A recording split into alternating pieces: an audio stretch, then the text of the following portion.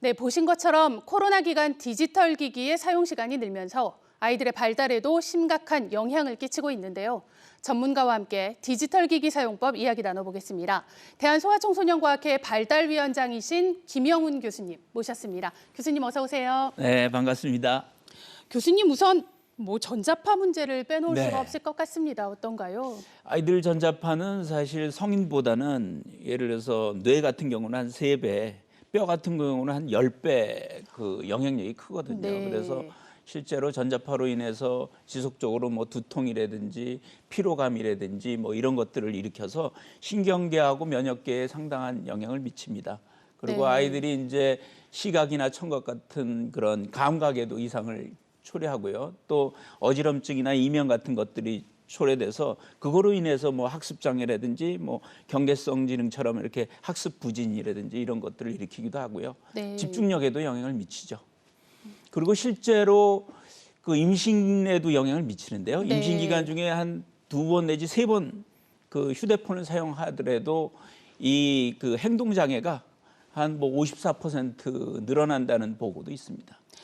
이렇게 각종 질병을 유발할 뿐 아니라 아이의 발달에도 좋지 않다고 하잖아요. 예. 구체적으로 어떤 면에서 아이의 발달에 영향을 미치는 걸까요? 일단은 아이들의 이제 영유아 발달에 문제가 되는 것은 우선 소통이 잘 안 되니까요. 언어가 제일 문제가 되고요. 네. 또 이렇게 엄마 뭐 표정도 보고 그래야 되는데 지금 마스크 쓰고 그랬으니까 맞습니다. 표정 네. 인식 이런 것들이 안 되니까 정서 발달에도 문제가 되고요. 네. 또 그러다 보면 또 집중력이라든지 이런 문제가 또 있게 되는 거죠.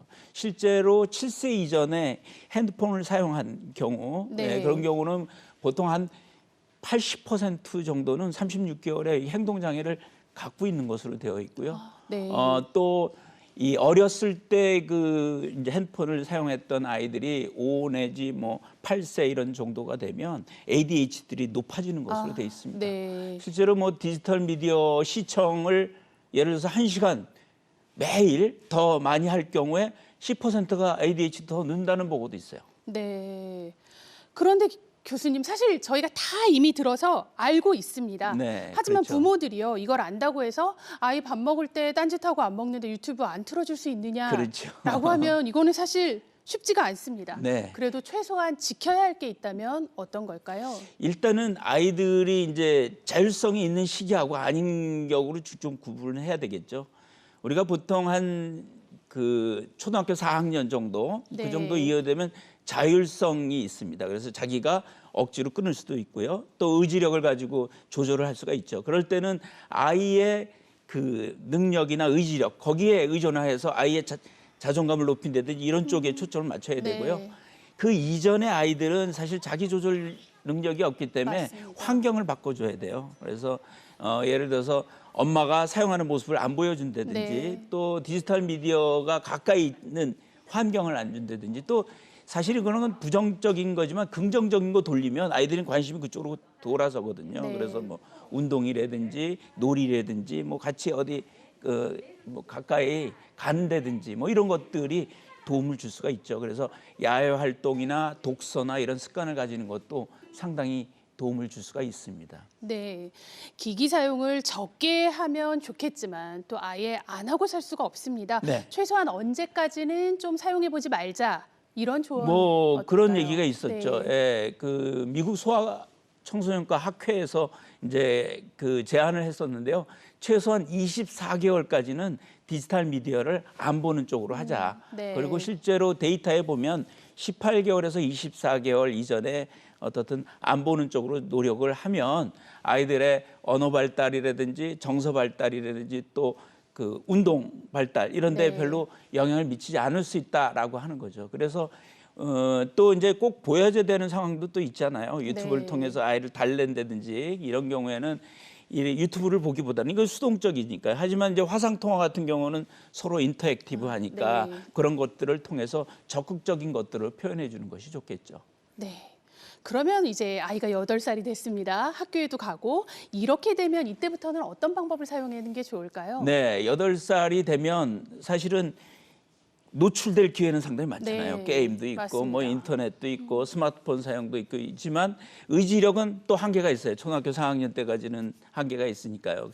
결국은 부모님들이 환경을 조절해 줘야 됩니다. 그래서 한 번 볼 때 한 30분, 그다음에 하루에 1시간 이상 보지 않도록 네. 하고 또 이 일주일에 5시간만 이 뭐 스마트폰이나 이 디지털 미디어에 노출이 되면 아이들이 그 학습장애, 읽기 문제, 뭐 쓰기 문제 이런 데 영향을 미치는 것으로 돼 있어요. 그래서 네. 그런 것들을 그 시간 제한이 일단은 중요하고요.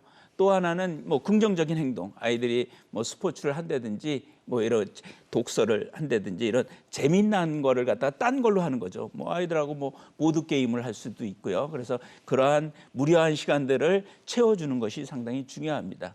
우선은 이 시기는 외부적인 습관을 해주는 게 좋으니까요. 예를 들어서 뭐 밥 먹을 때 스마트폰 보지 않기, 뭐 이런다든지 아니면 공부하러 들어갈 때 스마트폰 바구니에다 스마트폰 놓고 들어가기 뭐 네. 이런 식으로 습관을 만들어주는 게 상당히 중요합니다. 5시간이라고 말씀하신 게 하루가 아니고 일주일인 거죠, 일주일 교수님. 5시간입니다. 네.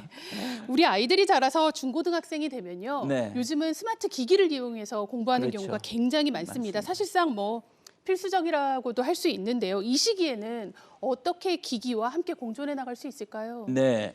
이 시기는 어떻든 간에 아이들이 공부를 통해서 또 필요에 의한 경우가 많지 않습니까? 네. 그리고 이때는 어떻게 보면 자율적인 그런 조절 능력도 있고요. 그래서 이때는 아이하고의 뭐 이렇게 타협이라든지 이런 것들이 필요합니다. 뭐 계약서를 써가지고 한다든지 아니면 아이들하고 할 때 예를 들어서 시간 제한이나 이런 것들을 미리 정한다든지 또 공부나 이런 거 할 때는 사용을 하지만 그렇지 않을 때는 오히려 다른 거를 통해서 이제 능력을 조금 자기가 발휘할 수 있게 해주는 것도 필요하고요. 어떻든 부모님이 항상 아이가 어떤 이 스마트 이제 디지털 기기 이런 것들을 통해서 뭘 하는지 같이 관심을 가지고 해주면 되고요. 또 뭐 차단 앱 같은 것들도 네. 있고요. 게임도 또 어느 정도 지나면 못하게 하는 것들도 있고 그러니까 그런 것들을 조절하면 될 것 같습니다. 네, 요즘은 뭐 시간 조절하는 앱도 있고 예. 다양하게 있습니다. 네, 우리 앞서 기사에도 나왔는데 미디어 대신에 좋아하는 취미를 만들어줘라 이런 네. 조언도 꾸준히 해주셨습니다.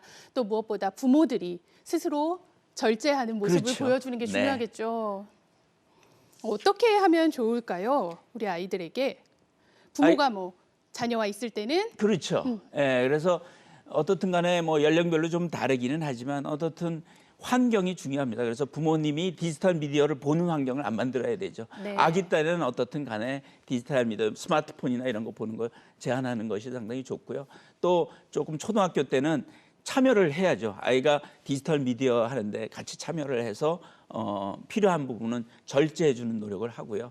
그다음에 이제 청소년기가 되면 바로 자기 스스로 절제할 수 있게 뭘 이제 제한을 갖다가 벗어나면 뭐 혜택을 갖다가 좀 제한한다든지 네. 이런 식으로 아이하고 계약서를 쓴다든지 뭐 타협을 한다든지 해가지고 아이의 자율성을 갖다 높여주는 것도 필요합니다. 네, 저도 아이를 키웁니다만 사실 핸드폰을 쥐어주지 않는다는 게 쉽지가 쉽지 않아요. 이거 않죠. 쥐어주면 부모 입장에선 정말 세상 편하거든요. 네, 맞습니다. 정말 내 아이를 생각한다면 부모가 먼저 참고 노력하는 모습을 맞습니다. 보여줘야겠습니다. 네, 교수님 오늘 말씀 감사합니다. 네, 감사합니다.